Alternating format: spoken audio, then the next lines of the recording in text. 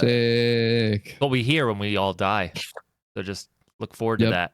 I And do. hey, welcome to Super Gamecraft Super Gamecast. It's a podcast about video games and the video game industry. My name's Aaron. I'm joined by Bronson, Duncan, and Emily. How are y'all doing? I'm doing good, man. I do be doing. You do be doing. Dooby dooby doo. Mm-hmm. Come on, Yeah. give me the energy that we're an hour later now. Let's go. An hour later of energy. Incredible. I'm vibrating. I'm buzzing. Should not be having an I'm energy drink so right now, up but whatever. there. I actually did wake up today. Like, I woke up at 9:40, and I was just like, man, like I actually feel super rested for the show. Yeah. So Hey, just dug in. I got 4 hours of sleep instead of 3. Boom. Okay, Look at that. what are you? Okay, give me a short version. Good. Well, why are you going to bed at like 6 in the morning? Ultra kill. He's in his This 20s, Bronson. He is- can do this still. It's fine. Yeah, I Ultra know. kill I game. know. It's a good game. Yeah, like I'm just like That's good I shit. think about going to bed at 6 in the like. I think if I went to bed at 6 in the morning, I would not be waking up until 3 in the afternoon. You There's know, not a thing in the world that can make it here's the happen. Not the thing. slightest. Unless otherwise guided, I also would not be waking up until 3 in the afternoon. But I had to put an alarm on my phone to get up on time. So, yeah, there you go. See, a day. That's more than a lot of people can do. Yeah. Yep. You know, I had people to talk to, and then that took up most of the rest of the day. And then, I played some System Shock, and then I'm like, all right, that was cool. Now I'm gonna play Ultra Kill because this is what I wanted to do originally, but you got to tend to your social sphere. Yes. And so I had to eat into my sleep time for my Ultra Kill time. I remember in my early 20s and even mid 20s, like working until absurd hours or doing shit until absurd hours and then coming home and playing game till 5 and 6 in the morning. I remember in college, I had the craziest schedule of I would like work from 7 in the morning until like noon, go home, take an hour nap, get on the bus up to college, do courses, come home, write some stuff for TGA, and then game, and then sleep for 5 hours and go to work. Ooh. That's what you do. Oh yeah, no. There's a reason my body's all fucked up now. Yeah, right. It's because like that. I'm paying for it. Don't worry, buddy. Emily, did you ever play any video game till like 6 in the morning? Trying to think. If you haven't, that's a good thing. I just want to remind you. I do. I do it all the time. I regularly. Once? What game? What was it? So long ago that I don't even remember what game it was. I think I remember staying up until 2-3 o'clock, maybe even later, like just grinding. It was a game where you grind. Yeah. Okay. All right. A classic experience. I want to figure Classic. this out. I'm betting Final Fantasy. It's a Final Fantasy game. It's not even a Final Fantasy game. Yeah. Might be. I think I did it with Final Fantasy 16 too. Stay up until like 3 a.m. Just that's like fighting. that's like 2 years old. It's not that old. I have very distinct memories of being up till 6 a.m. playing the first Infamous. Okay. Like, I remember Infamous 1 came out, and I like got it in the mail through GameFly back when GameFly was a thing.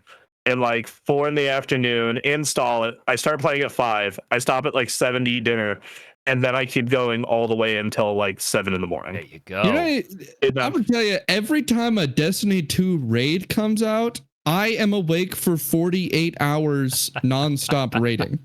It happens. That sounds like so much fun. Oh. Duncan, are you okay? No, that sounds that great. does not sound like fun. That sounds. Because like I used to be that way in World of Warcraft. Like a new season would come out, and like I just do not have the physical ability to do it anymore. I remember when War Within, the new expansion, came out last year. And like I tried to do more than like 6 hours at a time, and my body just said, no, you need to go eat a sandwich, take a break. go do anything but this. Me and my raid group, the six of us, we assign sleep like a medicine you need to take because it's, you're too tired to raid properly. Like, it's a real thing. I have absolutely had that when like a Mythic Plus season will start, where like I will start to see my performance through the night decline, and I'll be like, okay, I need to go to bed because this is just going to get worse, and I'm wasting time trying to do this.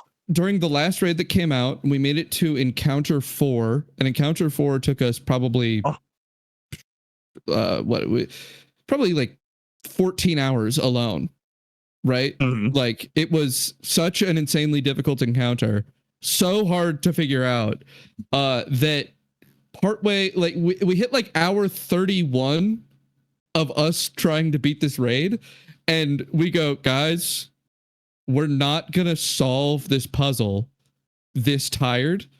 So we had to sleep for 6 hours to refresh, come back, process the information that we've gathered, and then try and solve the puzzle again. That's always my favorite moment in prog raiding. And WoW is a little different because you have anywhere from 10 to 30 people. But it's always that fun moment where like the raid leader in our case has to make the call. Yeah, we're not going anywhere, and staying here would be a waste of time. We need more sleep or gear or something. Right. So we'll see you the next day.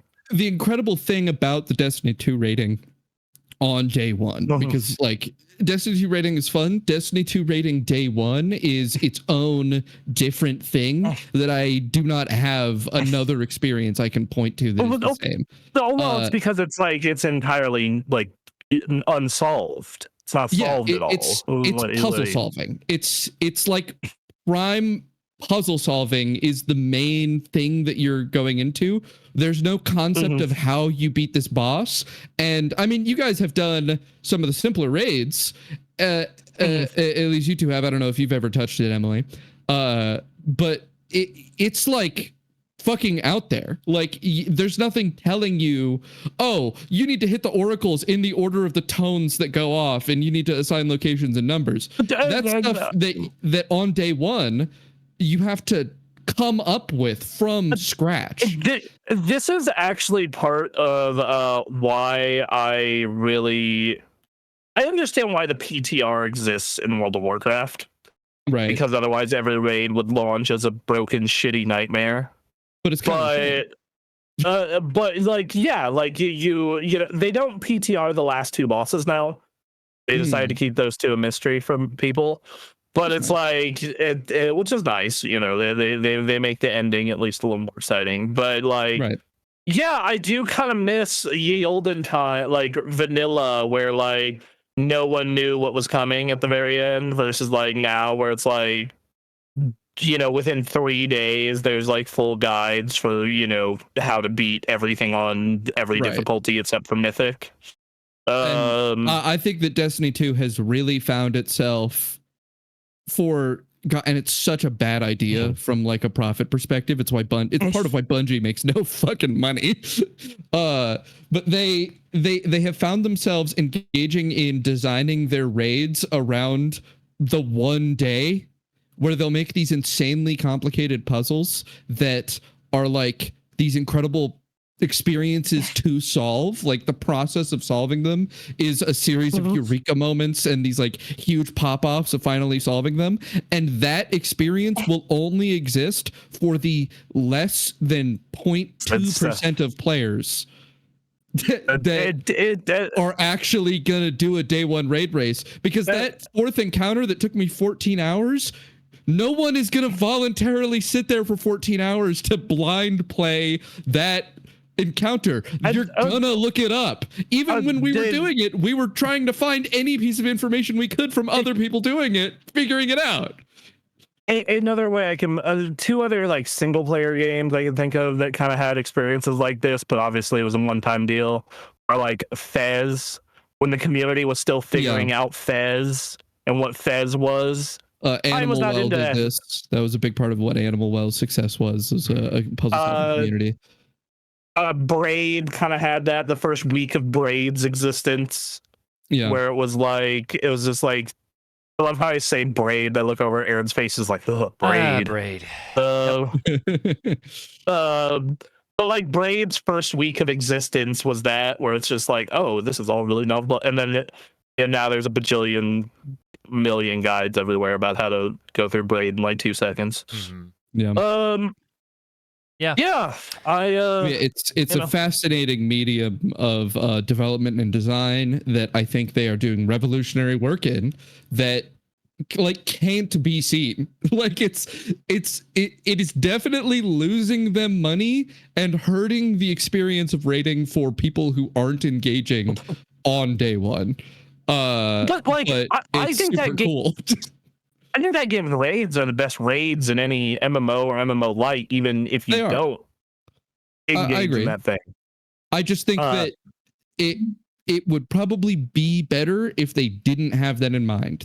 More thought and development time could be put into the post day one experience because of just how much of the raids are concerned with what it's like to do for the first time. I feel like WoW has that issue in its own way, where it's just like, they obviously build this around the mythic experience first.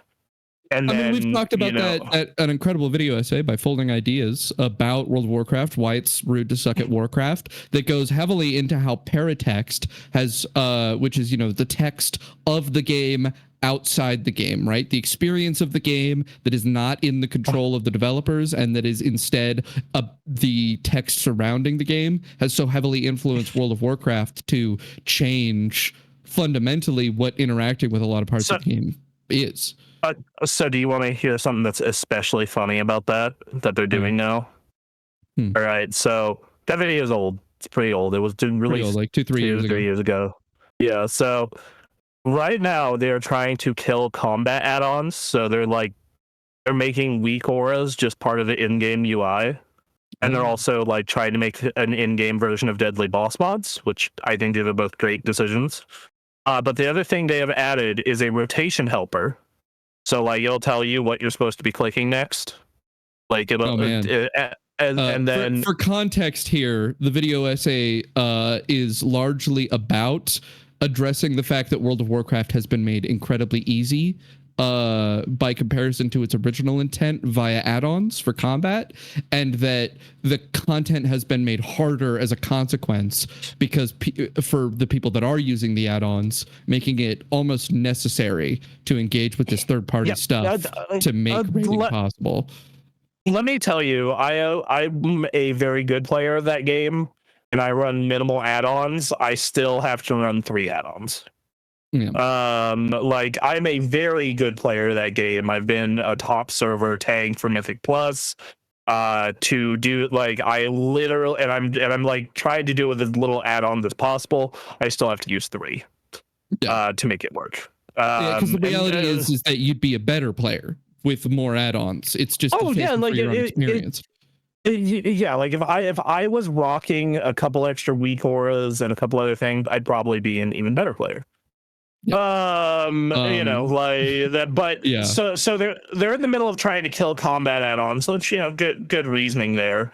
But another thing they added is a rotation helper, so you it's gonna glow what you should be pressing next to get not optimal damage but good damage.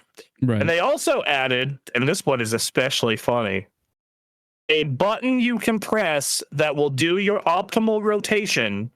But it is amazing. It has, okay, but hold on, it gets better. But its GCD is longer, so it's not going to give you like ideal damage still. Yeah, it's going to give you lower DPS as a whole and whatnot. Man, you turn the game into hit the glowing button and stand outside of the red circle and interrupt on occasion. Yeah, or stun. Yeah, yes. So, luckily that button will be glowing when you need to do that. So you hit the glowing button. So the rotation helper I'm totally cool with, because there's, depending on what class you are, the floor for certain classes is ridiculous.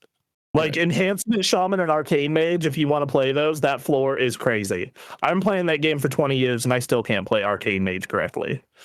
So fine. The thing that is hilarious to me, though, is apparently in the PTR at least, 75% of players are worse than the one button rotation thing. Incredible. And this actually that's the truth proves of games like this.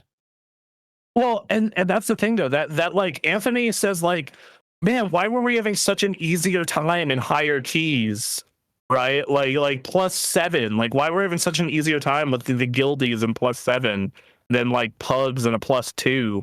And I'm like, because most of the people who play this game are actually dog shit at it. Of course, my example, as I've been giving, is Destiny, but I think it's something like only 10% of players ever do a raid in Destiny. Like, yeah, well, it's such a small.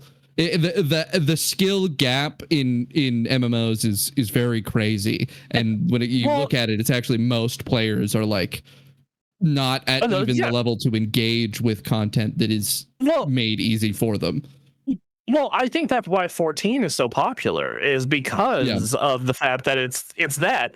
And it's also why I think Warcraft is popular, because like you don't ever have to engage with World of Warcraft the way I play it. Like legitimately, you could literally do the story, do normal and heroic dungeons, and then just go farm transmogs. And they're staying that game in further because they're adding like housing and doing a bunch of other very casual content stuff. And a lot of people love that shit. Like, a lot of people really love their housing and love all that stuff. I mean, like it's just, you know. I'm sorry we've extended this conversation so long, but you guys are going, man. Go. FF14, I think that it really does have a great strength in its capacity to silo all the different modes of engagement. Because the fact of the matter for FF14 is that the only thing engaging in challenging content will ever do for you is give you cosmetics. That is the only actual thing it does for you. You can do like, player trading to get the in-game currency, but even the in-game currency, its only major use is cosmetics. Like, it's the entire game's economy is based around gaining cosmetics at a higher level. Yeah. And every bit of content in the game can, and if you continue playing the game for all the hours it takes to actually finish it, will be experienced. You will do every raid. You will go through every quest. You will see every dungeon. Obviously, there's some optional side content that you can choose to engage with or not to engage with. And you won't see ultimates, because those fights are specifically locked behind that difficulty. No, but ultimates are just revamps of existing fights from raids. They aren't, though. That's the thing. No, ultimates are fairly unique. They're fairly unique in that they have revamped like mechanics and stuff. They are their own experience. But it is a super version of a boss you have fought. Yes, but then there are some, I'm forgetting which one. It's the Knights of the Round one that added a bunch of like what if story stuff. And then there's another one that did that, and the community got real mad that they had to play Ultimate or watch it on YouTube to see it. Right. And I think that is a strength of FF14. I think that they have done a great job of making it so that everything is experienceable in their game. Even if you are bad at it, if you just keep playing it, even if you're complete dog water, you're gonna get through all the content and see all of it. See, I actually fucking kind of hate that, because I am someone who in MMOs thinks that there should be something to aspire to. So I think that there should always be a piece of content that is get good. And some of that shit I'm never going to see. Like, I'm never going to see World of Warcraft. My guild doesn't raid on Mythic. I have no interest in raiding on Mythic. That's just not who I am. But if I want the Mythic stuff, I have to raid on Mythic, and that's something I can aspire to. And I like having that there as like, oh man, those dudes raid on Mythic. They fucking big sweats. Ooh. I just I think I find it admirable to make content that is to be consumed. I do think that there is definitely a value in giving reward to those who put in the effort to become really good at something. I think that it just has this extent of diminishing return that to me kind of turns me off of this this elite only access content where, you know, it's like there's so much stuff I'm never gonna see if you make it require that I put in this insane amount of work, and I think it can damage your experience for 90% of people. In fact, I can't remember what it was. I think it was another Folding Ideas about World of Warcraft, different from the other one we were talking about, because he has two. But he talks about how that like one of the devs became the I think it's the Scarab Lord, who is like the first guy who opens a raid during a certain expansion. I'm not exactly sure. That is literally the rarest thing in World of Warcraft. You can't do it anymore. And it is this legendary, amazing moment in a game for him. It's this experience he would never trade for anything. And it's also like, it's cool and completely inaccessible, and it's just like it's a trivia. It's a piece of trivia, and I think that, to me, I feel that there is something lost in putting so much work into putting pieces of trivia in your game rather than a thing that I could play. Yeah, but like, and here the thing is though, is like a lot of that stuff though is like stuff people wouldn't want to do.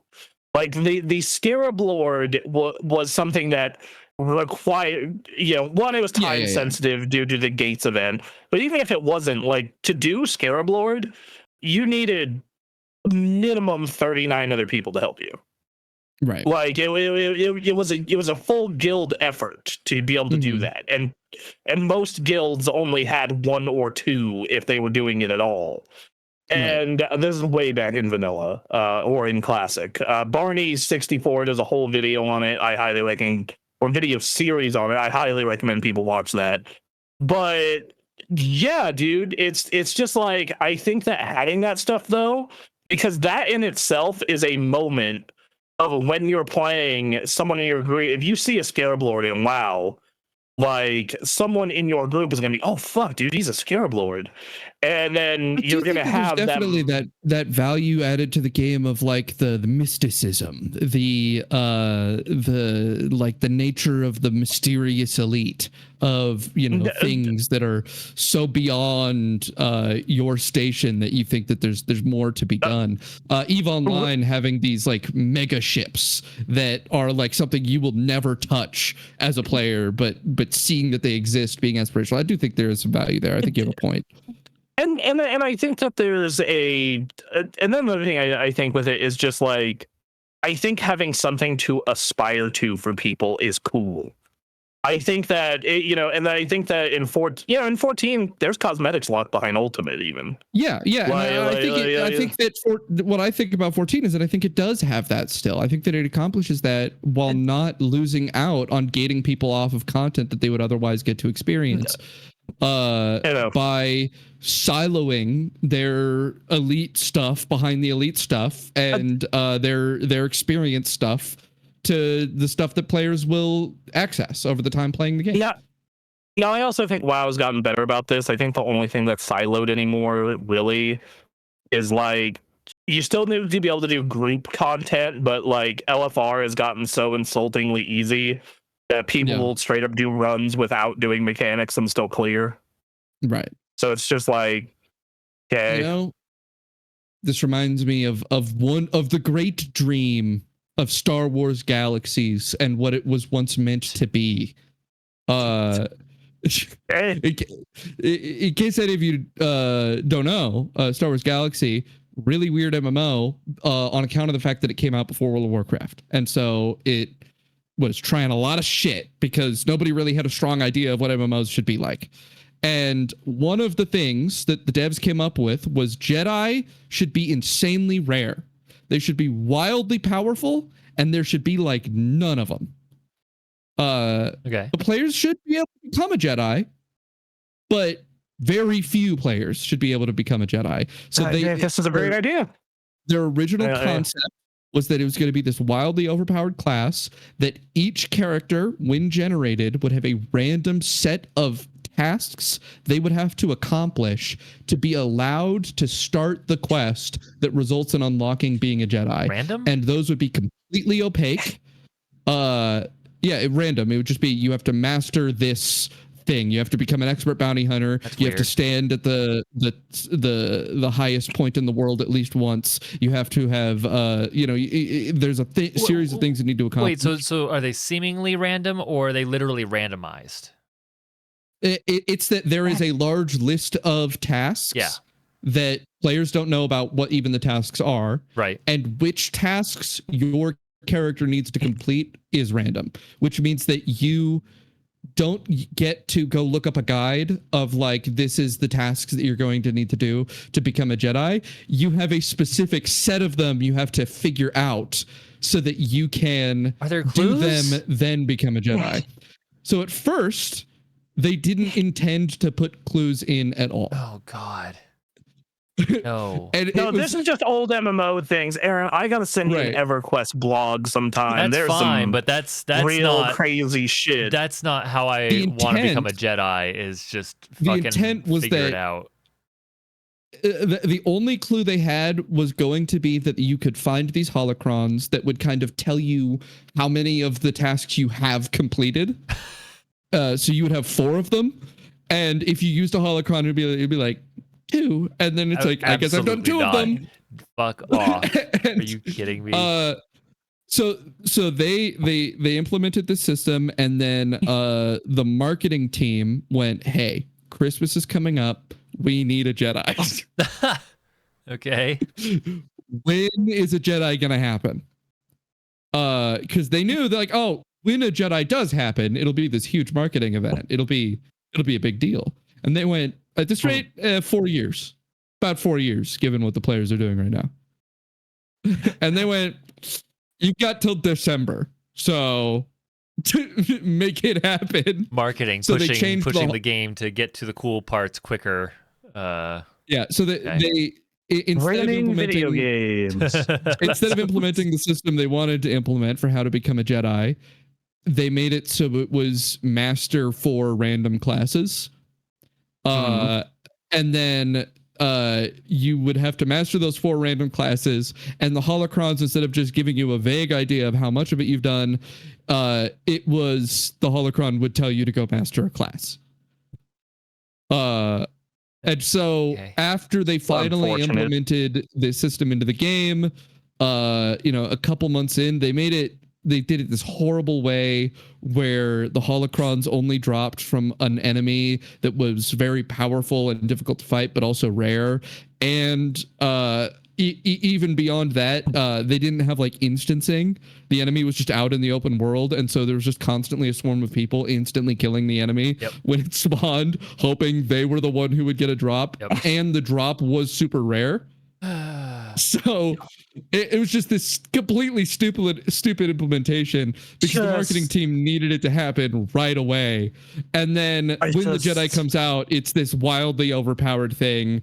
And then, eventually the marketing team is like, people aren't buying the game. World of Warcraft came out and it's super successful. Make Jedi a class you could start as. And then that's what they did. Yeah. Then it's over. I think that there's a lot of weird shit from pre-World of Warcraft MMOs that, like, dude, you could really, like... So RuneScape is, that's why it's such a weird trash fire. I mean, it's just... That's a really cool idea. I think there are better ways to implement that idea and keep it that rare, but also make it fair and, like... understandable. Well, and they even had this original concept that was also interesting of it was going to be somewhat difficult but somewhat possible to become a Jedi, but you only got one chance and you couldn't respawn after you become a Jedi. And then there would be a bounty system where players would get larger and larger rewards for killing you the longer you've been a Jedi. Oh, good Lord. And then PvP would be enabled for you everywhere. So you're insanely OP, which means you can survive a lot of these encounters, but you would get more and more incentive to take you down until eventually they would have Darth Vader spawn in. Yeah. And come and wreck your shit. Because when in the timeline after is like this? you've done it for a week. This is during the original. It's like in the middle of the movies. It's like between movies. All right. Yeah. And I don't know. Ideas. It's fucking dope. Yeah, Star Wars is cool. Idea. It's a shame they ruined it. You know. I heard that TV show is pretty good. I hear Andor's really good. Which one? I just. Yeah, I know. I've been trying. I don't want to watch Andor. I've been at work. I'm just searching for things to listen to while I work, and I've stumbled upon a podcast that just talks about Disneyland stuff, and just these people just go to Disneyland 5 times every year, and they talk about the Star Wars area. And I'm like, God, I wish I liked Star Wars again. That sounds cool. If only I liked Star Wars again. I went there like right when Star Wars Land was introduced. It was fucking magical. Right. It was actually incredible. It sounds awesome. It was insane. I'm okay. So first off, I have such more of a priority to go see Universal because of Super Nintendo Land now, though. Right. But like whenever in my life I go to Disney next, no matter what my opinion is of Star Wars at that particular moment, I am absolutely going to go pay to make my own lightsaber. Oh yeah, it's worth it. God damn it! Yeah. I bet. That sounds awesome. As angry as I am at Star Wars and the way it has gone in the past decade, like I will absolutely go and pay to make my own lightsaber. I gotta hand it to them. They did some real Imagineering with that Star Wars Land. I really, one of the things I want to do, what I've been doing the last week or so is like, can I swing a solo trip to Disneyland? And it's about $1,000. Yeah. With hotel and all. Yeah, that checks out because like my girlfriend and I looked like a year or two ago, and we like, I think it was $2,400 was the total to do 3 days with fast passes and all that other stuff. Oh yeah, fast passes. So yeah, that checks out. But like one of the things on my short list of things to do by myself at Disneyland is I want to go drink at a Star Wars bar at night. Yeah, I think that would be cool. Cantina? That'd be a fun way to spend a night. Sick. Yeah. So fair warning, you do have to schedule it ahead of time. Yes. Yeah. This place is busy. Mm-hmm. You know, it's the same thing with I've looked into Super Nintendo World in Florida, and it's like one of those things where you have to like, if you want to go to the Toadstool Cafe, you have to schedule like morning of, day of. Busy. But yeah. It was my first ever adult vacation. I was 19, so adult. But me and my buddies, we got some money together and we went to Disneyland and we slept in a very cheap Airbnb, and it was great.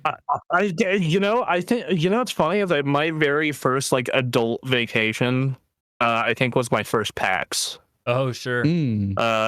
Yeah, like that which it was 2011. It was my first and Halo Fest was built into PAX at the time. Oof. So I got to see Halo Fest too. It was sick. It was awesome. Just swapping between PAX and Halo Fest, and just it was the 10th anniversary of Halo, so there's a bunch of cool shit going on there, and just it was a magical time. All right, I'm afraid I've let us sit and chat for a while. We needed to have that conversation. I led us astray. Yeah. Here's the thing. This could not even be a news show. We could not even bring up news stories. We could sit for 2 hours at least and just talk video games and video game stuff. We do. Purely from our own brains. We often do that. When we come together, we have a meeting to talk about stuff. Of the show. We have to tell each other, stop talking about this stuff. We got a podcast to do, man. Yes, or like we'll like be working on something for the channel, and like you'll just be like, so I'm playing Death Stranding 2, and then just trail off. Just go in. Yeah. In fact, literally in our preparatory hour before the podcast, where we're waiting for Bronson to send the news stories for the day, and we're busy talking, and then he goes, "Wait, I need to stop. I'm gonna send you the news stories." We really have to interrupt ourselves. I will say though, in your talk on MMO stuff, I now have Final Fantasy 14 ready to go. I kind of want to go back in. Dude, okay, but you should consider coming to WoW since we're gonna have forever housing soon. I know. Well, Don't consider I it. play WoW. Don't let them get you. I'm happy to come in for a little bit. Like their housing system sounds really nice. It sounds like something that I don't have to stay logged in for to try and maintain once I get it. So I can come in for a couple months, get a house, get the stuff I want, and then WoW loses me eventually, and that's just how it is. So. I mean, apparently they're casualifying a lot of the shit in the game. Like it's it's just here's the thing. The reason I want to go back into Final Fantasy 14 is that place feels like home to me. Like and that's just what it is. I'm not even there for combat or anything. I'm just gonna. I still have this expansion. I have not actually like sat down and played, so I need to do that. This is the expansion that broke me. Right. Which again makes me all the more curious because I've heard people talk about it, and I was just like, I don't know. Endwalker is such a great end. I'm just gonna take a break for a while, and now I'm like, man, I miss home. What's going on over there? And then there's this expansion that has divided people, and people are talking more critically about what's going on in Final Fantasy 14, and I'm like, I want to see what's going on. I have not played WoW since March. Mm-hmm. I took a bit of a break. And like my sub auto renewed, and I was like, God damn it! Yeah.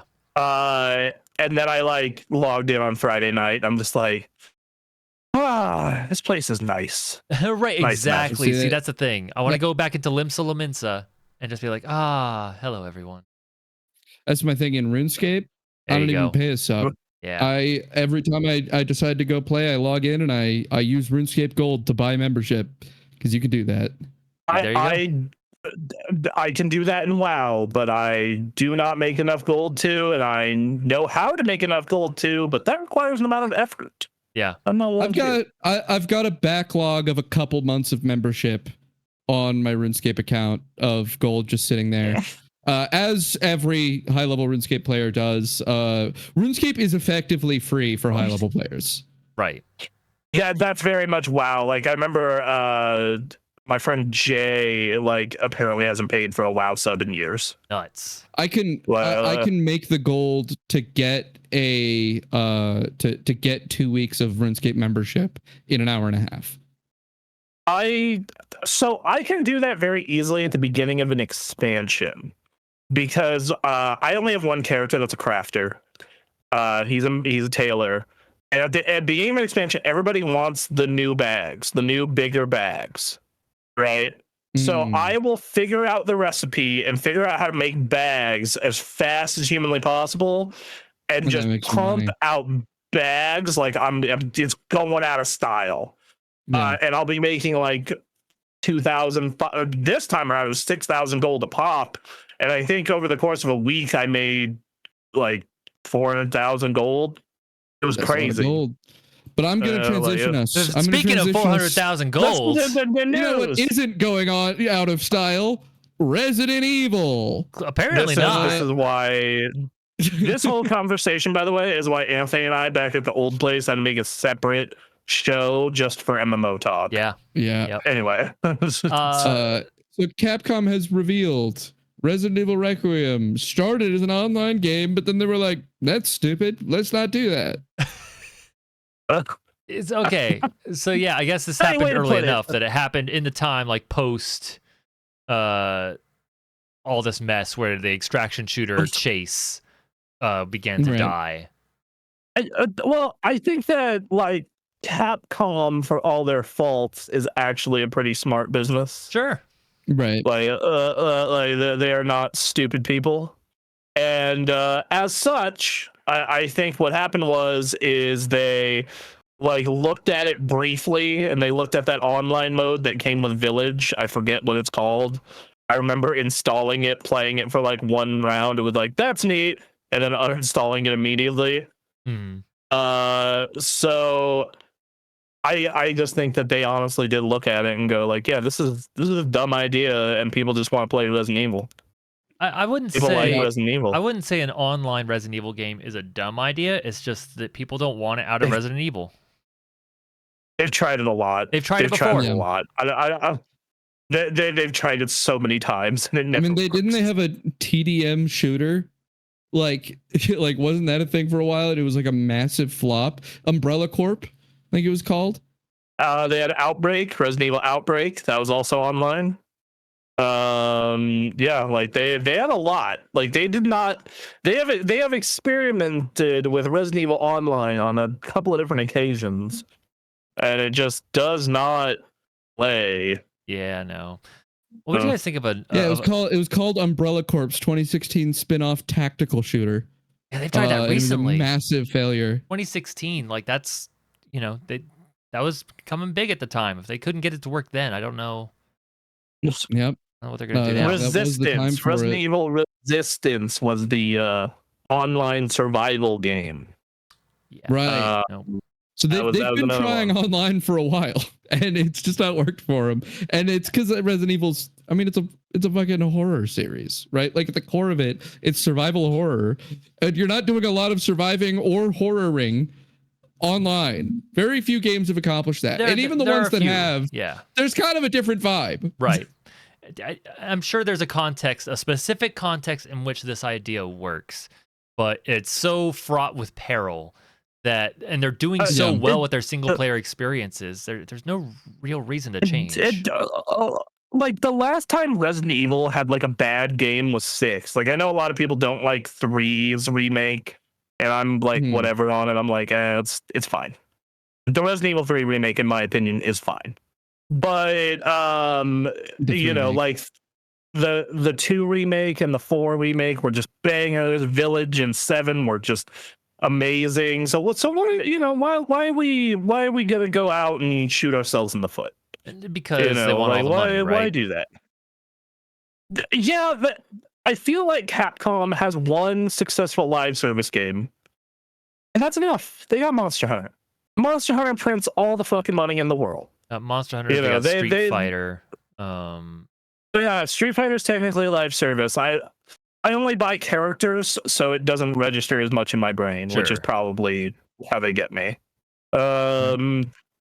But yeah. And then they were selling stuff for the Resident Evil 4 remake after the initial release, and people complained, but whatever, it's still a good game.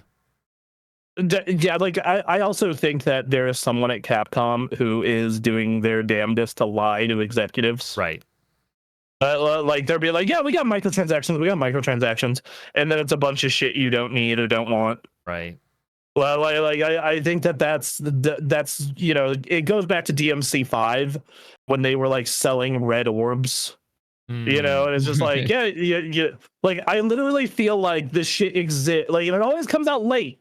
Red orbs were the only one that were there at launch, and they were like, oh yeah, dog, yeah, no, we got microtransactions. Don't worry. Red orbs. And then and then no one buys them, and they're like, oh yeah, I guess people just don't like microtransactions. Oh, weird. All right, whatever. We'll try it again. Yeah. Has Resident Evil ever done a 4-player co-op game? No, they've done a 2-player co-op game. Oh yeah, RE5 was obviously like its thing was 2-player co-op. Right. And racism. Yeah. And racism, whatever. And when are they gonna try that again? Exactly. I've been waiting. When the remake, Resident Evil 5 remake comes out, that'll be fun. I'm writing down a title. Hold on. When are they gonna try racism again? I've been waiting. I just think 4-player co-op is a great idea in this day and age. Yeah. I think if you wanted to try not a single-player thing, how about just a single-player experience, but it's 4-player co-op? There you go. I'm pretty sure another game. By the way, they did re-release it, and they just tried to do it really quietly because like you can't get around that the first 3 levels are so racist. They're what they are. And then you get 2 more levels later, and you get into the swamp level, and it's like omega racist. Like it steps up the racism. That was like the turning point for me, because when I played the intro game, I'm like, okay, like I've seen photos and documentaries about Africa. But then I got to the swamp level, and I'm like, oh no. Yeah, no. Obviously, there's still guys out there throwing spears and on little boats and shrinking heads, and they have freakish giant men. Of course, Africa has that. Like I said, that was the turning point for me. I got to I played the first part and I gave them the benefit of the doubt, right? Yeah, that's awesome. I was like, okay, I will give them the benefit of the doubt here.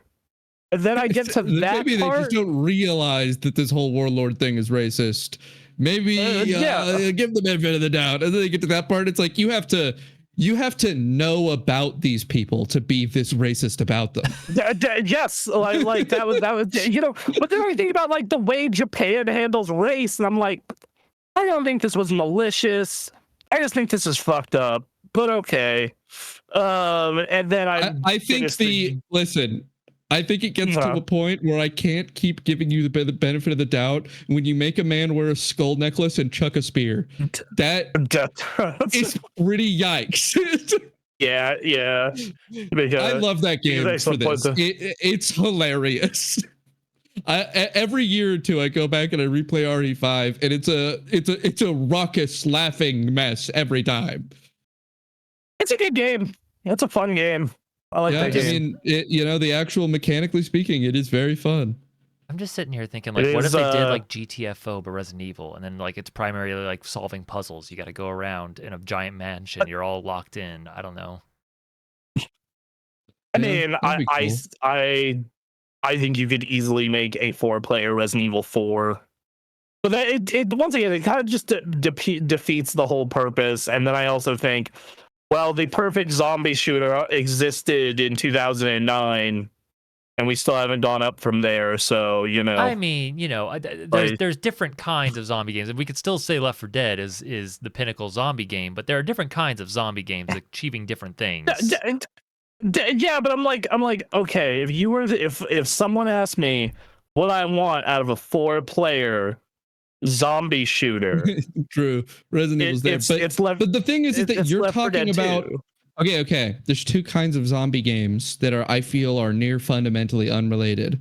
There is hard zombie and soft zombie, and that is literally how physically hard is the zombie. All right, I shoot a zombie in RE2 and it takes the bullet. I can feel the bullet impact the zombie, and it kind of like smacks against it. That zombie's hard. All right, I go into Dead Rising and I shoot a zombie and it moves through it like wet tissue paper. You're playing Left 4 Dead 2 and you're shooting guns at zombies, and it's like they don't register that the bullet passed through them until they're on the floor. So I think that like Left 4 Dead 2 has both, because you have the special zombies. No, because even when you shoot the tank, it eats the bullets. Like they just fall into it. Like it's made of butter and it's waiting for a certain level of bullet deposit before it falls over. This whole conversation has made me want to play Left 4 Dead, by the way. It's a great game. Doesn't take much. Incredible game.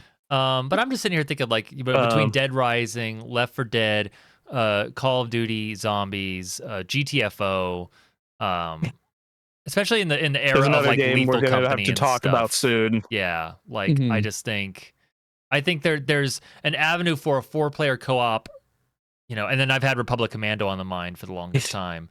Right.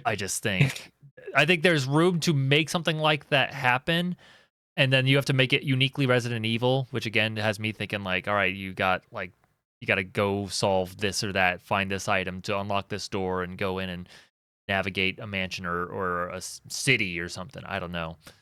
All right, not a mainline game, but I think they need to make a Lethal Company for Resident Evil. Yeah, I don't know how you do it, but yeah.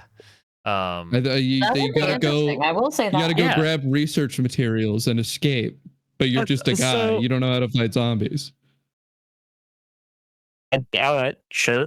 Yeah, so I'm stoked about this though. The fact that they decided to go back to doing a single player game again. After 7 and 8, like, you guys are on a roll. Just continue with your new take on that. Make that your main line has to be single player. Keep doing that. Rolling that into our next story, which is still about the same game. Whoa! All right. Leon they've been talking is a bad match for horror.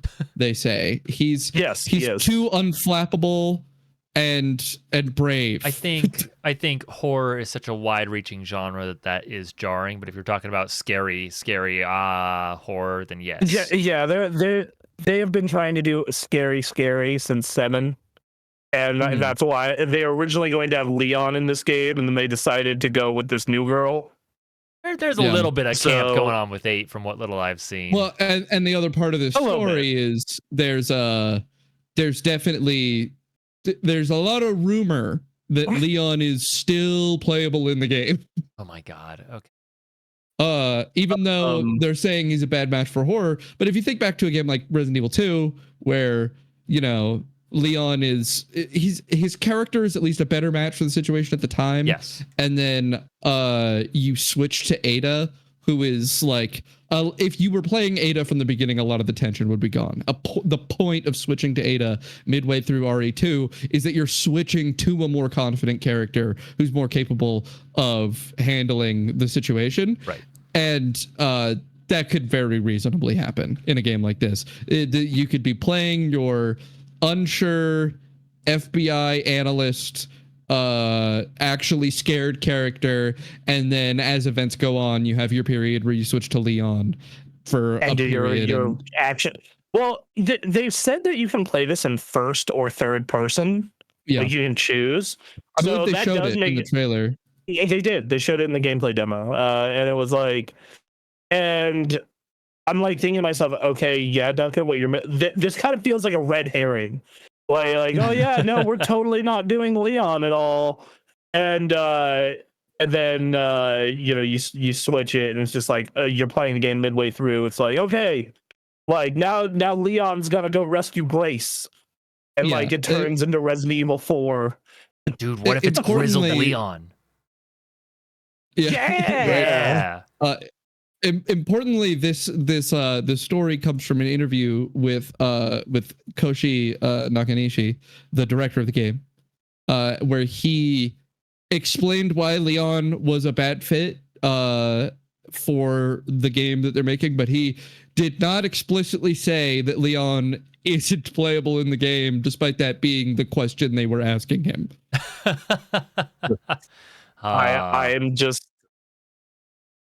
I'm excited for this game. Yes. Just like Resident Evil 4, my girlfriend and I are taking the day off for it. Comes out on Friday. Super excited. Like just nice, good. Yeah, I downloaded the original 1, 2, and 3. I need to start working my way through them. I just, my guy, you stop doing this to yourself. It's an artifact of history. I want to check it out and have a bad time. All right. Or you could do what I did and play 5 first and assume the games are racist. That's a terrible idea too. Okay, look, if you're gonna do this is what I would do. I already bought it, so whatever. But yeah. For other people who want to get into Resident Evil. Yeah. I could see Emily just with her hand on her head, like, just God damn it. Jesus Christ. All right, so love you, but goddamn. Go ahead, Bronson. What's his plan? Okay, so this is what you do. You watch the story of Resident Evil 1 somewhere on the internet. All right. Wow, not even playing the remake. You just watch the story. It's fine. Okay. But it's not. It's kind of. It's not really similar to anything else. Sure. Then you go play the remakes of 2 and 3. Right. In the case of Resident Evil 2, you play both sides of the story, Jill and Leon. Then you go watch the stories of 0 and Code Veronica. And then you play 4 and 5. 6. Yep. I don't know because I haven't got around to it yet. Yeah. Like from what I've heard, it's watch the story content. Okay. It's watch the story content of 6. Like everyone, there's a bunch of people in our Discord who are truthers for this game. They're being like this game is so great, and I bought it for $4 last year, and I'm gonna get to it eventually. Right. But I reviewed it back in 2012 when it came out. And I think I gave it a 5 out of 10 and said it was a big piece of poo-poo. Look, it's really important to note that this series at Resident Evil 5 jumps the fucking shark like crazy. Right. They do it in 4. Fundamentally changes. 4, while being ridiculous, is still like they still have events going on that make fucking sense. Like there's still a sequence. There's a reason things are happening. 5 is fucking stupid. Like, fucking Wesker has started teleporting. Like, 5, Chris punches a boulder into submission while fighting in a volcano. It's such a level beyond of stupid. You at one point are on a giant military boat shooting mounted machine guns at a huge crocodile that is made of a man. But like Resident Evil fucking 4 has midget Napoleon fucking controlling a zombie army that's not a zombie army on behalf of a fucking parasite wizard, and you're like, all right, sure, dog. Yeah, but look, you can phrase that to play it straight. All right, you can make it sound extreme, and it is obviously extreme. All right, but they're playing it more straighter in RE4. In RE5, you go in there and there's a man that goes, I'm a weapons dealer. You're never gonna get me. I'm gonna inject myself with a bunch of bullshit and become a crocodile. And you're like, who decided who did this? Who made this game like this? I just once again, 4 has a lot of these same elements, maybe a little more scaled back. I do mean a little, but again, it is crazy. You are fighting a weird cult in a castle, and like it's much stupider than 3. 3, it's definitely, you're definitely jumping the shark a bit from 3 to 4. I think it's the same leap from 4 to 5. I think it's 3 to 4 is very crazy. 4 to 5, the same amount of crazy increase occurs, but they were already kind of at the border of where you could be. I'm looking forward to playing through and verifying one way or the other. Okay, and then 6, you watch the cutscenes just so you know what's going on. But I'm like, gonna play it because I like to destroy myself, but you know, whatever. From what I remember gameplay wise, it was very easy. If that's anything going for it, it was a super easy game. Okay. Weird. And then 7, and then do 7 and 8. Like you know, 7 and 8 are great. 7, I am not one who scares easy. In fact, I've played a good amount of horror games with my girlfriend, and it's significantly scarier with her because her reactions will cause me to jump scare. Right.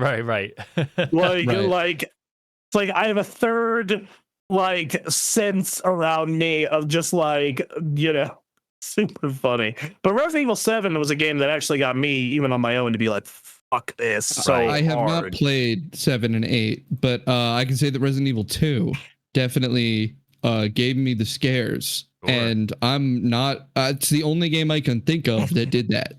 So, man, they seem to be on the right track with Resident Evil. They will probably get a little closer. I mean, Resident Evil 4 remake did so well. And then Resident Evil 8 just had, you know, what's her name? Just her the way she is on the screen is like kind of cheesy, but like in a good, in my opinion, I find cheesy good. So I was like, yeah, all right. So I don't know, they could lean into that a little more. Seems like they're going more serious with this one, which is totally fine. Yeah. I would actually like it if they just alternated, like 7 serious, 8 we get a little campy, and then 9 serious, and then we get a little campy, and then I'd be fine with that. I do think that that's their intent. I think that they're trying to go serious, and then they take that character that they put in a serious setting and they escalate him to campy. And then they have a Fast 5 like game. They get everyone together and they do a bank heist. Yeah. No, I don't know. Zombie bank heist. Yeah. God, Chris Redfield is such a fucking absurd character, though. Yeah. Just like looking up the history, he was a U.S. Air Force pilot at 15. Okay. Sure. Oh yeah. Speaking of Air Force pilots, Sonic. Stupid shit. Sonic Adventure Director says they don't expect remakes or remasters anytime soon. Oh gosh. Yeah, we were talking about this before the podcast started. I guess. Makes me want to die. I hate this. I hate this story so much. So okay, one of the things that was said was like, if the amount of work it would take to remake or remaster these, we might as well just make a new game. Okay. So I'm like, all right, I see where you're going with this. And then he says later, he goes, so we could do Sonic Adventure 3, but we're not doing that. It's like, okay, well, and then he's like, I'm concentrating on Frontiers. I'm like, I haven't played Frontiers myself, so I can't speak one way or the other on Frontiers. I think it's free on Plus. Is it? Isn't it free on Plus? I'm gonna check this out right now because Like, I need to investigate. Check it out right now. If you I have like the believe- fancy version of PlayStation Plus. Frontiers is, by most accounts, like the best 3D Sonic since Sonic Adventure 2 or maybe Sonic Colors. If you liked Sonic Colors, People like Sonic Colors. Some people like Generations, some people don't. It's kind of back and forth. And even people who do like Colors and they like it, they don't like it as much. No, as people are fans of 1 and 2, right? They're like, yeah, it's a pretty good game. there are people that that's like talk the about like consensus. Sonic Unleashed and the Black Knight and the rings or whatever, but it never reaches Adventure. Okay, hold on. Okay, so anyone who tells you that Sonic and the Black Knight or Sonic Unleashed is a good video game, I'm telling you, man, you they're just in need there. to take. They're sick. Yeah, I Okay. know. They're sick in the Listen, fucking there- head. there's know. a fan base. There's a fan God. base that exists. They exist because they were children when they played these games. Yep. And it's nothing but nostalgia. Yeah, There that's what it is is. Just No quality consideration whatsoever. I can tell you because there's a soft spot in my heart for Sonic Unleashed and Sonic and the Secret Rings. Mm-hmm. And they're horrible games. okay. I'm gonna Sonic and the Secret Rings. I played when I was 17, and that game is not horrible. It's okay. That game is so I ass. just added Sonic You're- Frontiers, it's- so fantastic. Looking forward to it. It's Sonic and the Secret Rings is like the auto runner, and you lean left and right. Yep, and it's a bad one. It's an annoying auto runner. Mind you, so is Sonic and the Black Knight. Sonic and the Black Knight is a direct sequel and in the same engine. Like Right. it's like a reskin of Sonic and the Secret Rings. People like those games. That's the thing. The Sonic fandom, because it's been so long since Adventure 1 and 2 and like Heroes and stuff that like there's an entire generation of Sonic fans who have only known the depths of this pit. I want you. So this is one. Generations is great. Generations is a good game. I like Generations. It's I like still it. like going through old levels, but they do it new, I guess. You know, fine. Yeah. Like it's basically like, look, we took the old Sonic and made it a little modern, Right. right? Like, fine. Sonic the Hedgehog has like 2 good 3D video games. It's like Adventure 2 and Heroes. Okay. Yeah. Just like Sonic Adventure Even 1. Heroes, arguable. Sonic Like, Adventure 1 for me is totally a Heroes- nostalgia thing. That's where I understand it. Is like, I love it. And then I went back and played it. It's like, Jesus Christ, this is just held together, huh? That game was really cool as a Dreamcast tech demo. Yes. Like like, look at this whale, dog. Look at the things you can do with 3D games and 60 frames per second. Yeah, but you know, like, it's a bad game. It's like, I love that snowboarding level. I love a couple other parts of that game, but it's a Knuckles. bad video game. Yeah. You know, fucking Big the Cat came out of that game. Damn right here. Fucking, He's a problem. you know, Sonic Adventure 2 is a good game. I do not enjoy the Knuckles and Rouge sections Oh. outside of the music. Sonic Adventure 2 is 1/3 a good game. Okay. I was giving 2/3. I like the Eggman and Tail levels. I don't. See, I I'm don't. reversed. I like the definitely played them more than you, and I hate them. I like the Knuckles and Rouge, but I don't like the Tails and Eggman. They're fine. It's not like I hate them, but you know. But you know, And then like Heroes is a good game, other than the fact that you have to play through it the same levels 4 times. Yeah, that finish sucks. it. But like the idea is nice. I like it. But yes, it was a fun, good video game. I played it recently for ranking the PS2. But I'm gonna throw this out here. Can we just give up on 3D Sonic? No, because I think they can do it. Just give it up. Nope. No, they can't. I think they can. tried. They keep picking the wrong thing. So this is what I wanted to get to. That- Takashi Iizuka has been sitting there where people have asked him, could you do this thing? It would be a good game. And he has said no for literally 20 years now. Yeah. 26 years. They have tried to make good 3D Sonic for 26 years, and they have done it one time, which I'm starting to think was an accident, if I'm being completely fucking honest. And it absolutely was. It's that, look, Sonic 06 within it had a small flame of potential Sure. somewhere deep in its heart, and then they wrote a horrible story. Yeah. And they made it. They didn't finish a game, right? That's what ended up happening. Because very early on in its development cycle, they said, let's make Sonic Adventure 3. And then they changed it. They're like, actually, this is getting so different. Let's make it its own thing. And that's where they poisoned the well. I'm just sitting here thinking, like, you imagine what a Sonic Adventure level is. Like, you can do that. You can make that fun. I'm saying that, from my armchair, like as someone who's never designed a game before, you could totally do that. But like, there's 2 games worth right there in front of you. You can do it. You did it in Generations. You remade it. You don't need to even make that much of a good game around the game. For Sonic, you just need to make a fucking Chow Garden. Yep. And a fast level. Yeah. You give me those 2 things and I'll buy your game. But good ass music. You have to have the good ass music there. That game soundtrack Crush was real 40 good. in there. Yep. Yeah, you got Crush 40. Crush 40 and there's some other bands in there that would do real good. There's someone who needs to take the Crush 40 mantle. That's just never been a concern, though. It's never been a concern because that's the only part they have never gotten wrong. Right. Even their horrible games have incredible soundtracks. Yeah. So here's my thing here. I would rather they need to stop spending time and money on this 3D Sonic shit and fucking just go back to making games like Mania. But how can we it take keep to make doing Mania? cool shit with 2D Sonic? Not a big team. Yeah, you make that a side thing.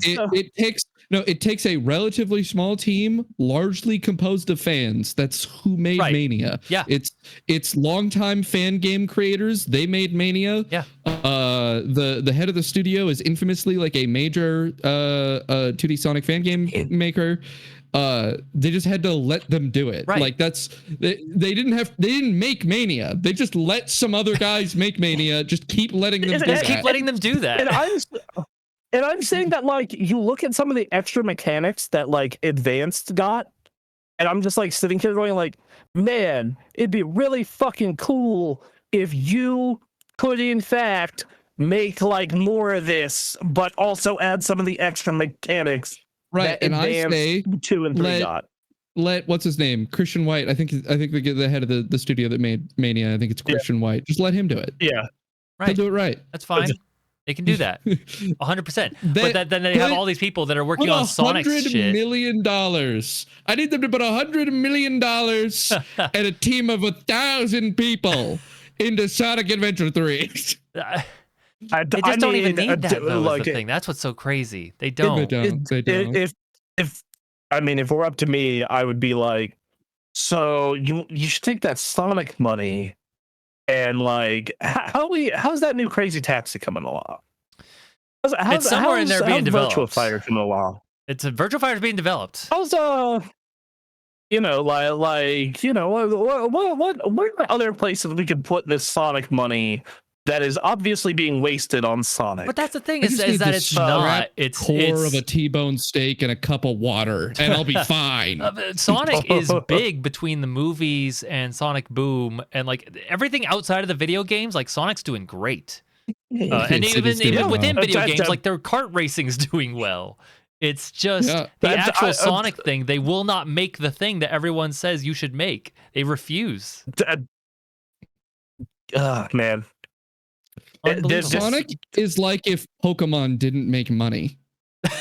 It does, just not in the thing. It's just so wild, man.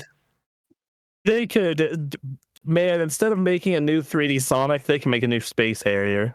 We've been sitting there begging them forever to just put the time and money necessary to make a good mainline game, and they go made like their own fan thing of they just made their own Sonic, and they made 3 of them, including one that was just a Sonic Adventure thing. Like that happened with like a small dev group making their own stuff. And like somebody remade Sonic 06 to be like fun to play, and it's pretty cool. Oh my God, man. You know, it's very frustrating. Sonic continues to be one of the most frustrating franchises in all of video games because this is a huge name, huge recognizability, has hit movies coming out, and they will not make the one thing people want them to make. It's unbelievable. You know, I see. The thing is I gave up on the character a long time ago as far as like quality games is concerned. So the fact that I got like Mania, which Mania in my opinion is the best Sonic game ever made, and I'm just like, yeah, okay, you peaked. I like what I played of Sonic Mania. It's just I'm not a big 2D Sonic guy.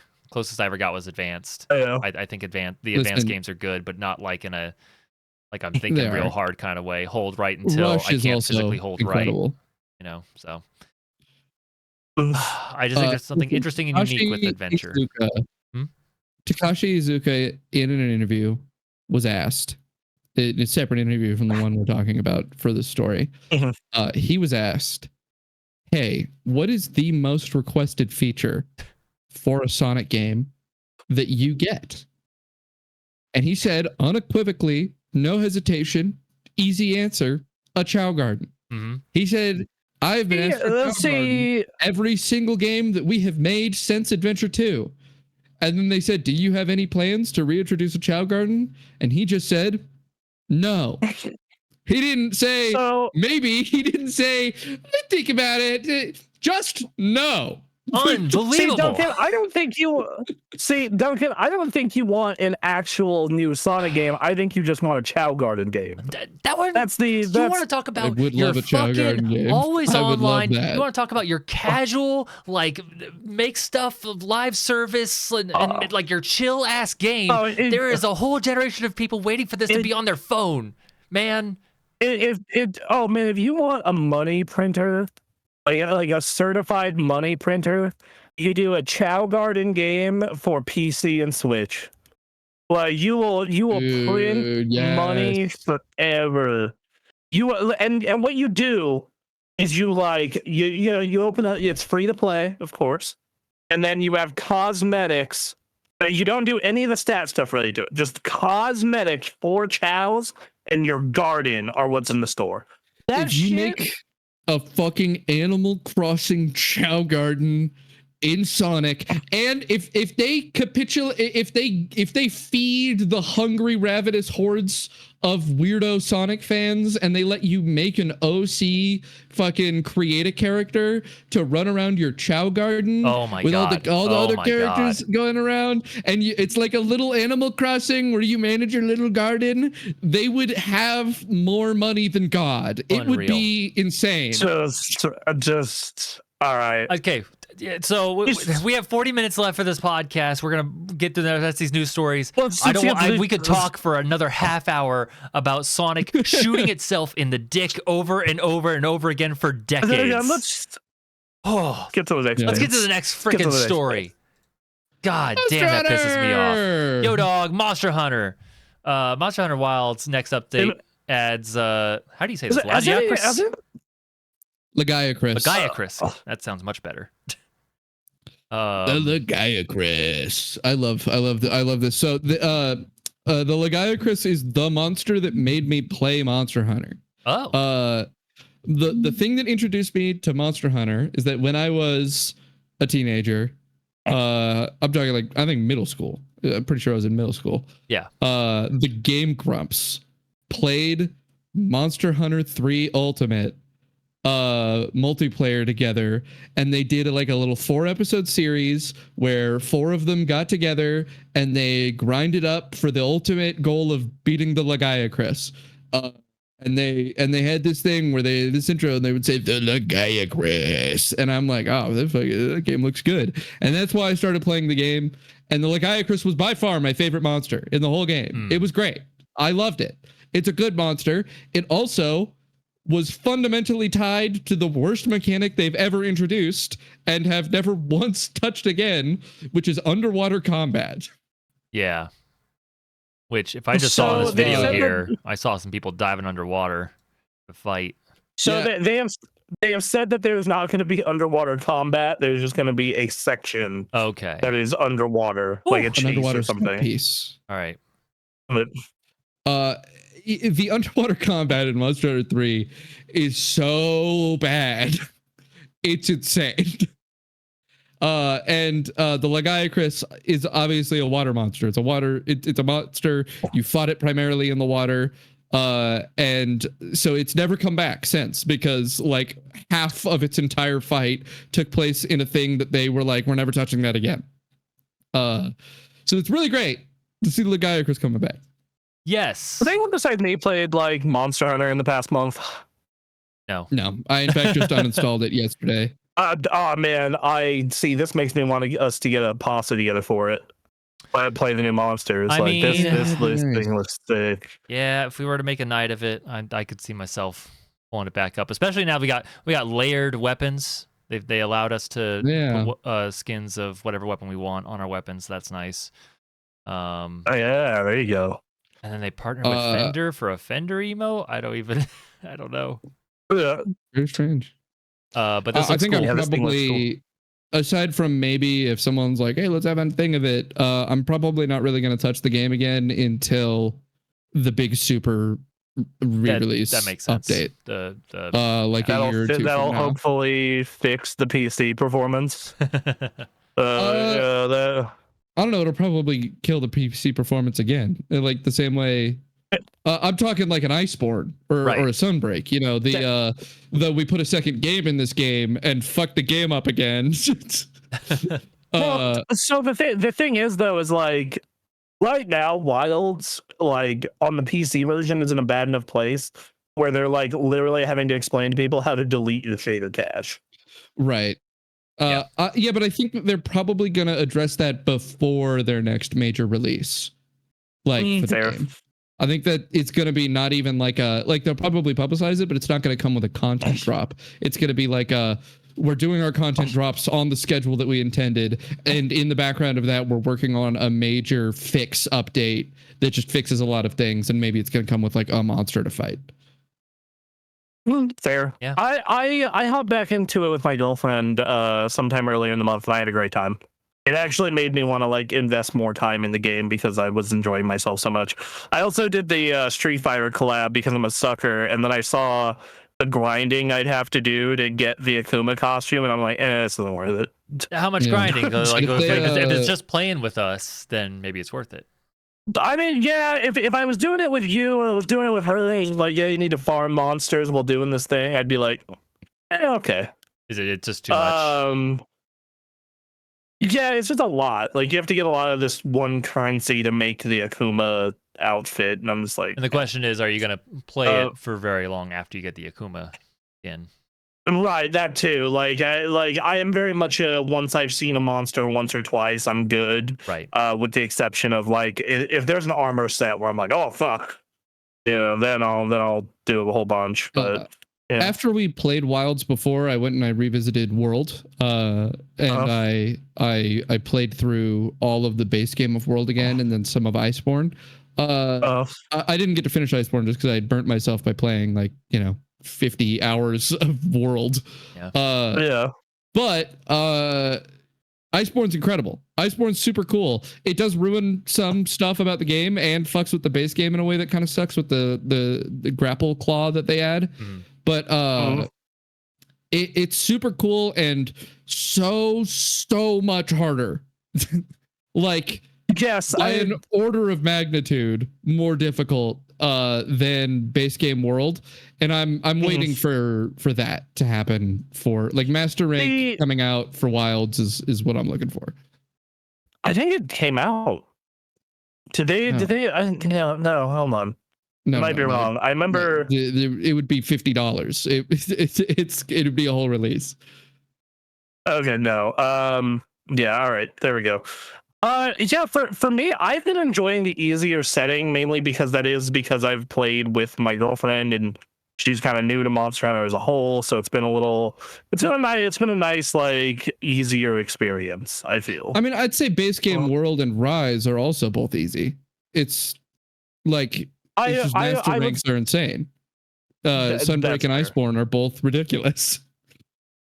So all right. Anyway, speaking of the Street Fighter crossover, I'm pretty stoked. Oh, you're stoked for this? I'm actually pretty stoked for the Leviathan stuff. Yeah, the other monster also looks pretty cool. Like if we get at least 3 of us down into it, I'd be down. But I also still need to coordinate with our friends, the Nintendo pals, for that knockout tour night. Sure. True. So we got a number of games on all our plates going on right now as well, which doesn't help. As working adults. Try as I might. Can't get away. But speaking of Street Fighter, how they have a collaboration. Street Fighter movie. Jason Momoa has been cast as Blanca and 50 Cent as Balrog. This is amazing. Among other choices, which makes me think like this isn't happening, but who knows? This makes me think this is going to be a beautiful train wreck that we all need to see together. Oh man, this is what this makes me think of. Okay, this is going to be an ugly trash fire, and I cannot wait. Also, a country singer, Orville Peck, is going to be Vega, and Roman Reigns is going to be Akuma. Okay, all this. I gotta see all this. All right. Okay. Who's Ryu? Did they get for Ryu? For Ryu, they got Andrew Koji. All right, and then Ken. Who's Ken? Ken was Noah Centineo. Okay. All right. I don't remember. Yeah. I'm looking it up too. So. Yeah. It's not in the story, so I didn't have Ken. But yeah, it's although the guy that they have for Guile, I am so happy. This is something. This is weird, man. This is really weird. It's certainly something. I think it's a funny note that the director is someone named Kitao Sakuri, and the thing that they reference in this article as like their past work that they might be known for is the Eric Andre show. Oh no. This could be this could be one giant like shit post and like no one knows, taking lying to the executives to the complete extreme. Right. So we've gotten 30 years of memes out of that original Street Fighter movie. Yes, like the live action one. And they made a lot of money. I am preparing for another 30 years of memes, and I cannot wait. Yeah. My body is ready. It's yeah. I don't know about this, man. This could be a train wreck. I'm hoping it's a train wreck. It sounds like an intentional train wreck, but like having fun with it too. I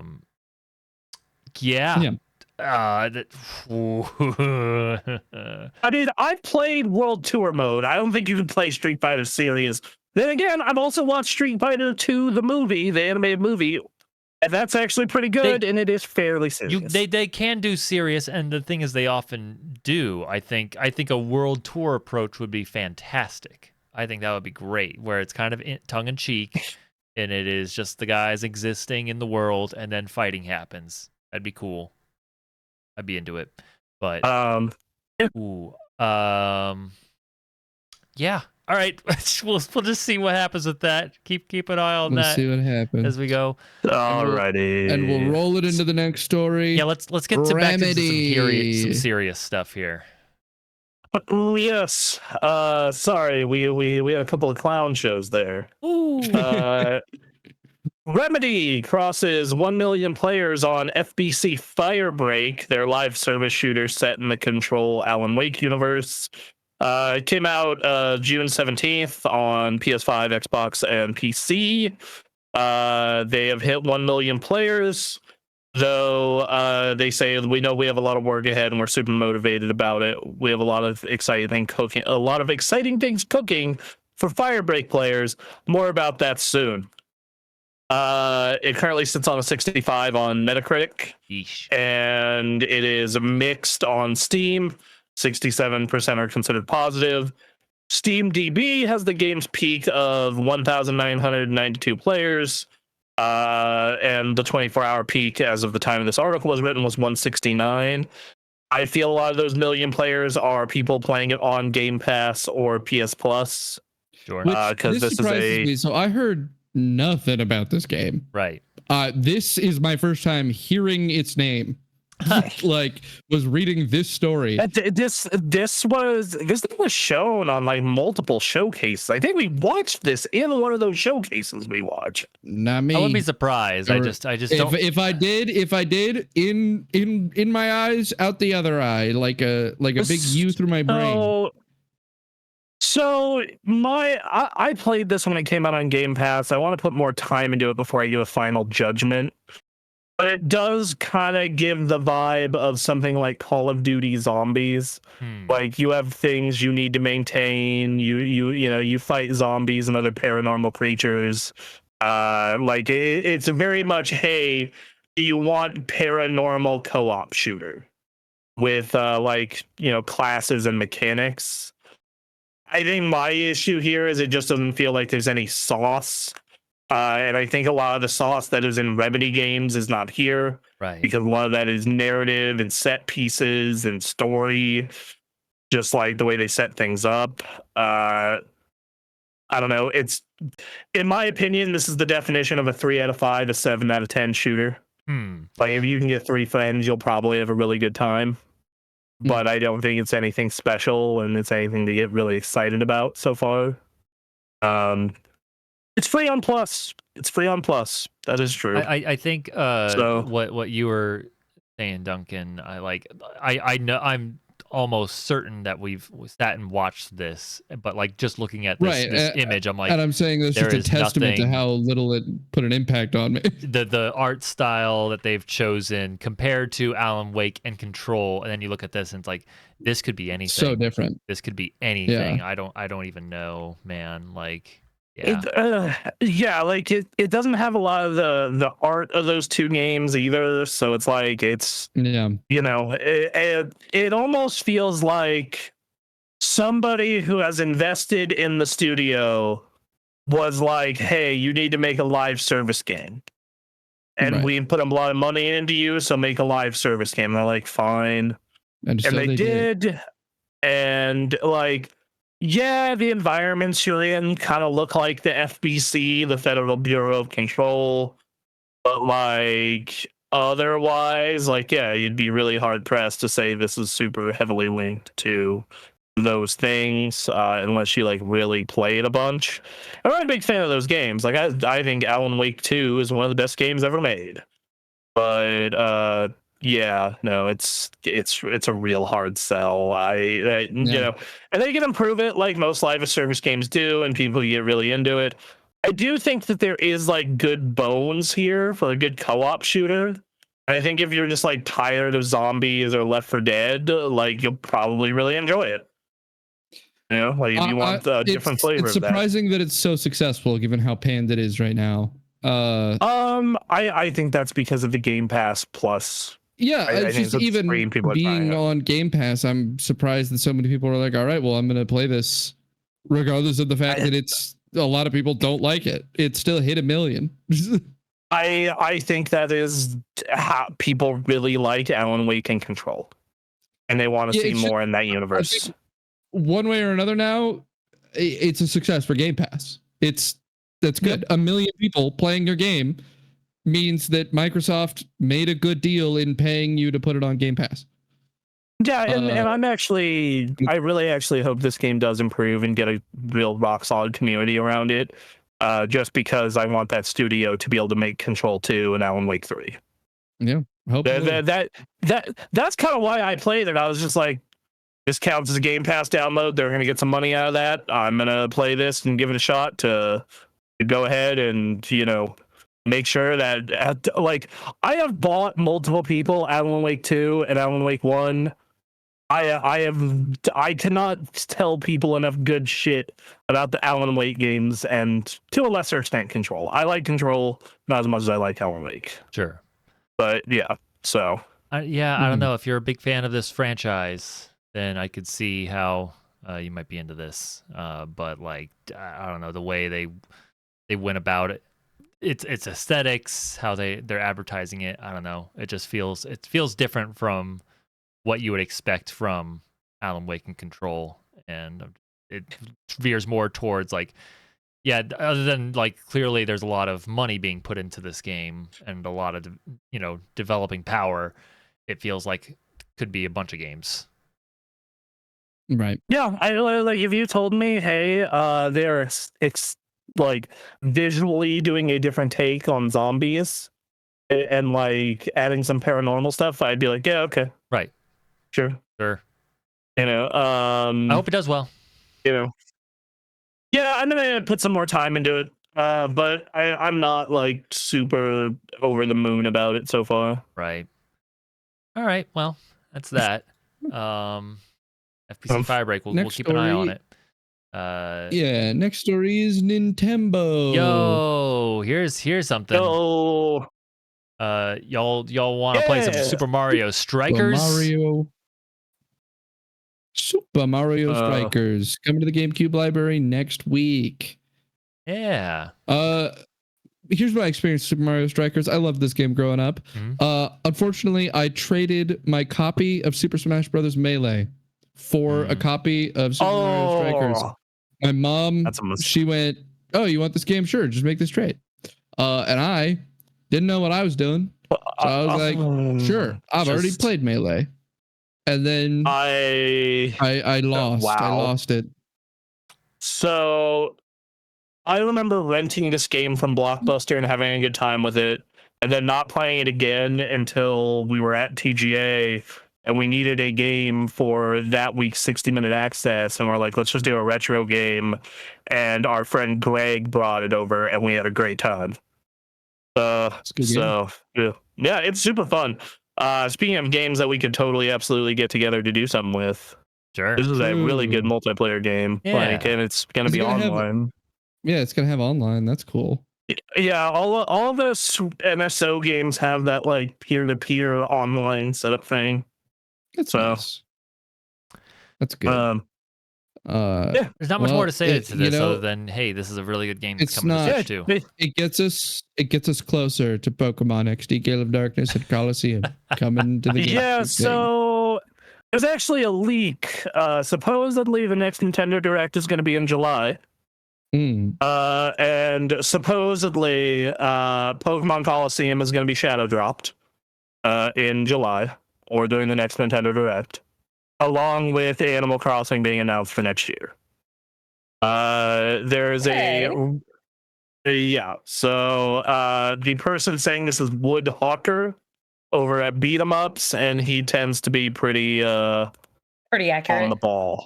Yeah, he's pretty on top of his stuff. So okay. Yep. So Nintendo Switch Mario video game. See, now here's something that marketing departments don't understand. That would sell more. That would go more viral than them just putting forward a straightforward trailer. If they go on stage, they go to the Nintendo Direct and they put a serious Japanese man on stage, and they have him say the Japanese equivalent to Nintendo Switch. Mario, and then they have a translator that's also speaking in like very monotone in English over it for the English audience, and then they go Nintendo Switch, Mario video game. That's it. 1 million copies. Put that on copies the official immediately. Nintendo account. You're good. Official Nintendo account. Okay. Yep. All right. Well, we I have don't know. we have one more news story. I'm excited to play some of this. Yeah. Yeah, this story made me laugh Final out loud. story. It finally happened. The Xbox 360 got an update. What? Well, you guys don't understand about this story, okay? So here's what actually happened. Please.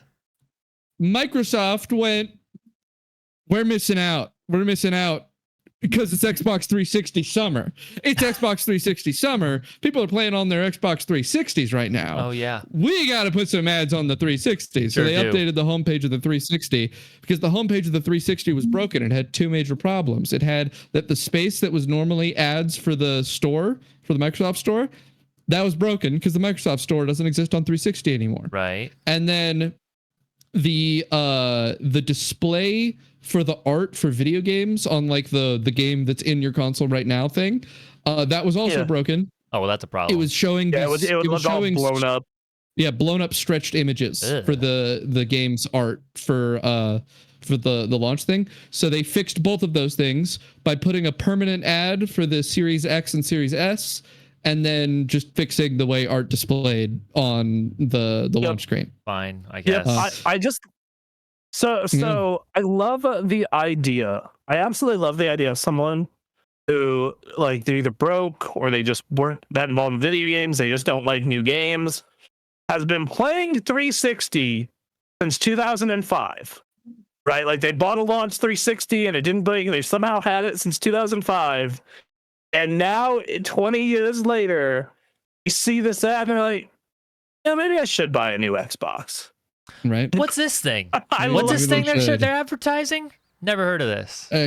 Series X, you say? Huh. That doesn't have numbers in it. That's weird. I don't get that. I would just go to the 360 because it have numbers in it. There's Xbox with no number and Xbox with 360. So what's this newfangled X? What's the I love this idea. Like I remember on the 360 when the Xbox One came out, because like my mom was still using like the 360 a whole bunch, like to watch movies and to play like Pac-Man. Yeah. And like you see in the living room dashboard like ads and trailers for Xbox One games and the Xbox One. And like that just kind of continued, and then it went away and it just came normal dashboard ads. Mm-hmm. And now they're now like there's some people still on an island being like, hey, maybe we should advertise to these people still stranded in the desert. Well, so you see, here's what happened. Here's what happened. Nick Falco, I'm calling him Nick Falco, aka Falco on Twitter, aka Nick from the Yard, started Penis Star League.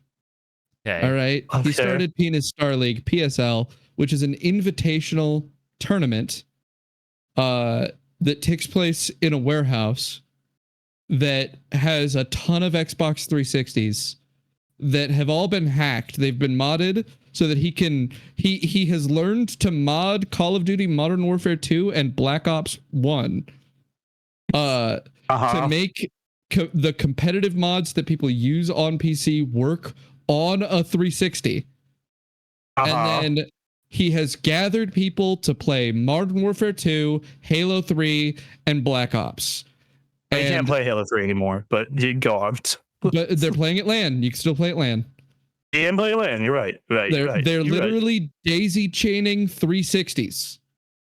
And then they challenged FaZe Clan to a Call of Duty Modern Warfare 2 tournament.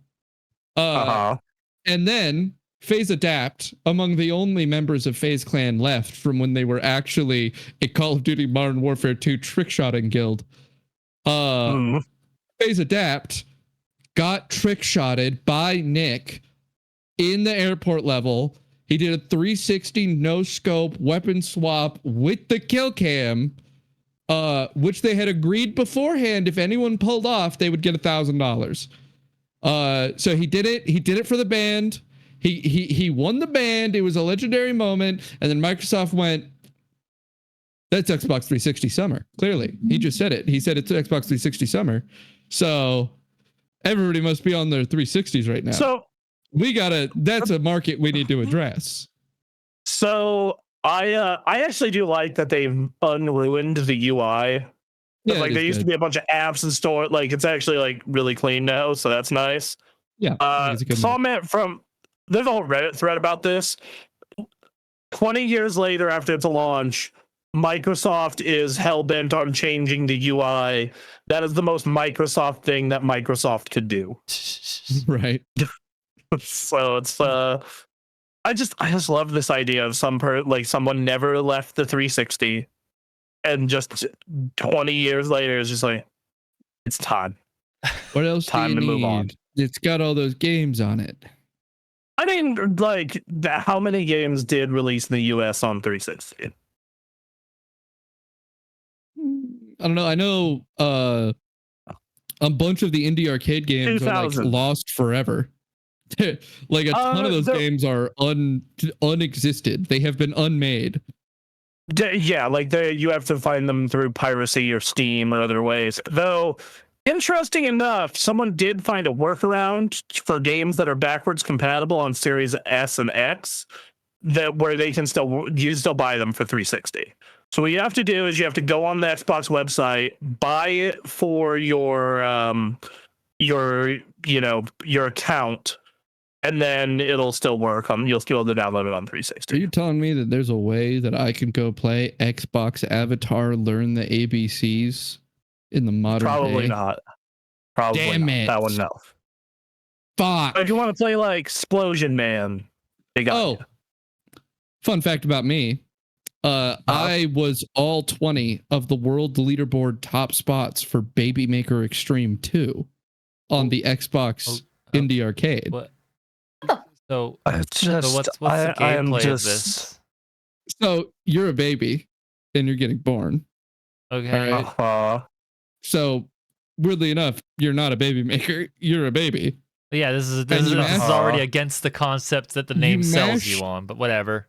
The button to get born more violently out, right? You get launched harder. Is this like one of those games where you're like you're trying to like get the furthest distance? And you fly through the air, right? And there's a bunch of glowing objects that give you little bonuses and boosts. Okay, all right. And you can press A to boost up or X to boost down, right? And it's all about timing. You time the X button, a weird to Flappy boost Bird into variant? the glowing things. Right, so you hit the glowing things to get which refreshes your A and X button. Right, you can press it again as long as you touch a glowing thing, and the goal is just go as far as possible. And so there was obviously no player base for this game. I'm actually thinking of Baby Maker Extreme 1.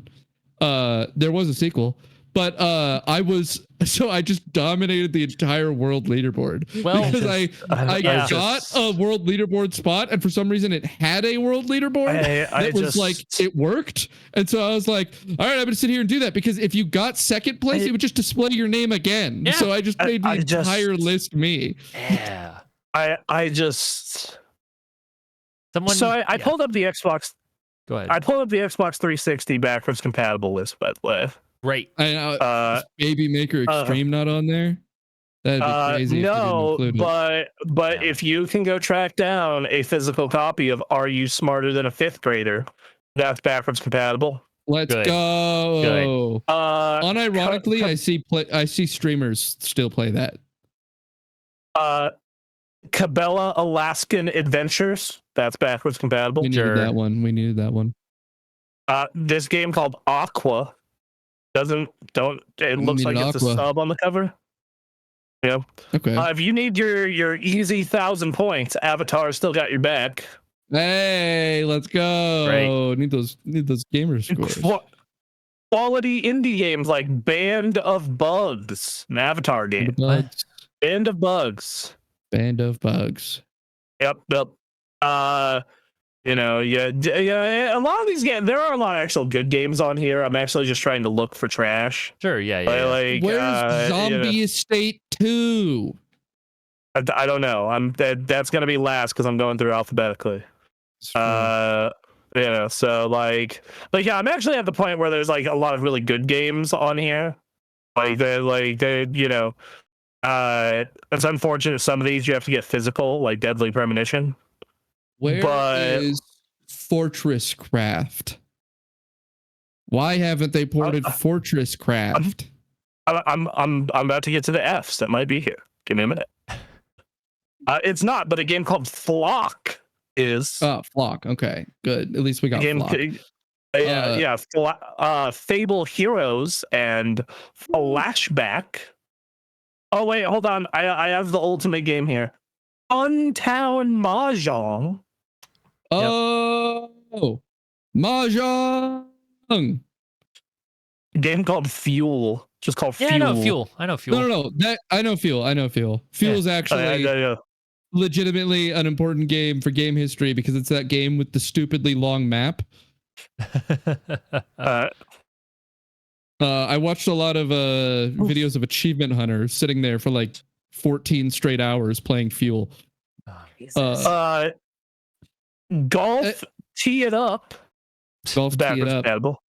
I need to tell you guys about Fortress Craft actually, because Fortress Craft is the thing that we have to blame for Keemstar existing.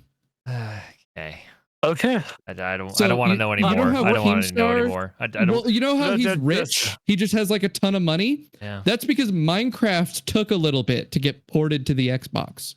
And so he made a terrible, super shitty ripoff game. He gave the investment seed money for the ripoff Minecraft game Fortress Craft. And him doing that made him so much money because there was so much need for Minecraft on an Xbox that game, despite barely functioning, got bought a ton. And it was super successful.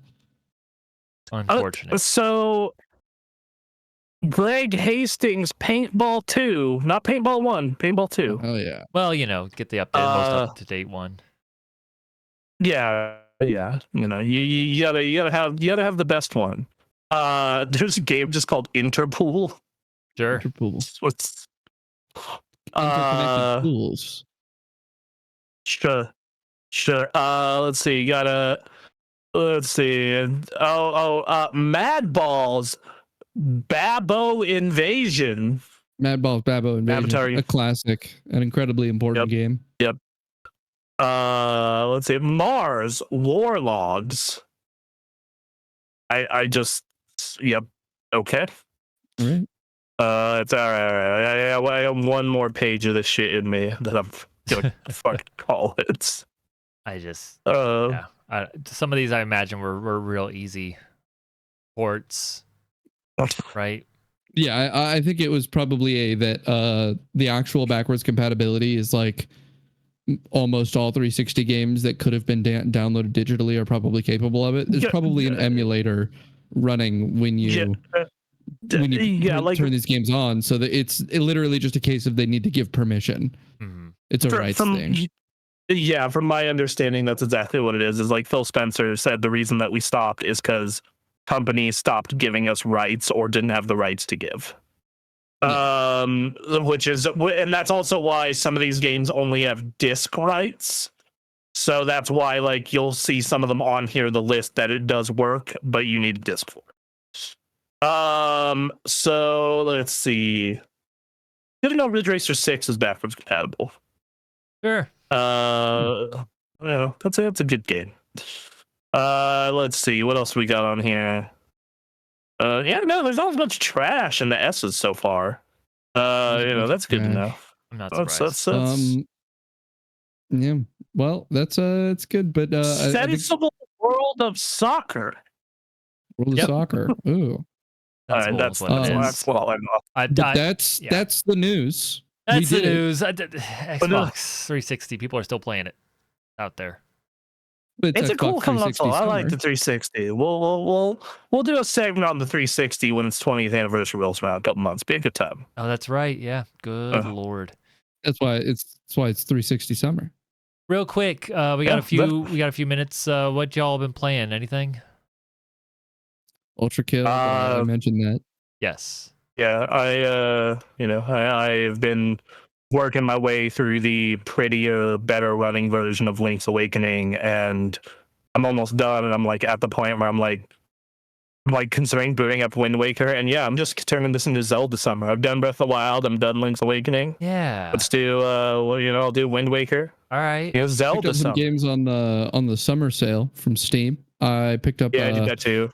I picked up the modern Battlefront 2 because it was like $2. I picked up Black Mesa Definitive Edition. That's a great game. Actually played Half-Life 1. Then Fantastic game. Besiege and Satisfactory. All right. Nice. Those are all really good. Might as well talk about the Steam summer sale stuff. So I spent $12 and I got Hotline Miami 2, wrong number.